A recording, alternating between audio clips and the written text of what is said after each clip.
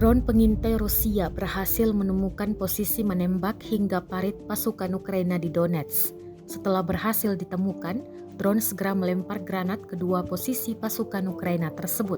Rekamannya beredar di Telegram pada Minggu 12 Maret 2023. Dalam keterangan unggahan disebutkan, lagi-lagi granat Rusia menjadi mimpi buruk untuk pasukan Ukraina. Tampak ledakan dan kepulan asap menghiasi dua posisi pasukan Kiev, namun tidak dirincikan total kerugian dan pasukan Ukraina yang dieliminir. Warganet telah ramai berkomentar pada kolom unggahan. Di lain sisi, pertempuran di Bakhmut kian membara setelah pasukan Ukraina dan Rusia berusaha untuk menguasai kota di timur Ukraina itu. Salah satu pertempuran melibatkan penembak jitu Ukraina dan kelompok tentara bayaran Rusia.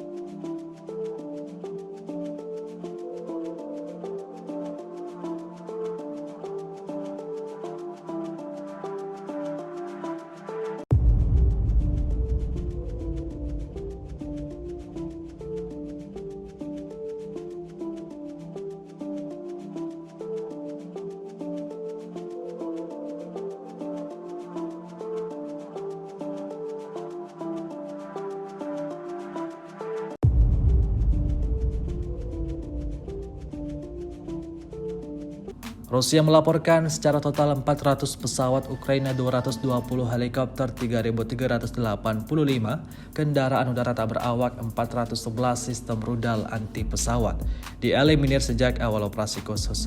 Sementara itu dari kubu Kiev, Kementerian Pertahanan Ukraina melaporkan 1.090 tentara Rusia dieliminir dalam sehari terakhir. Total 159.090 prajurit Federasi Rusia meninggal sejak awal konflik hingga hari ke-382.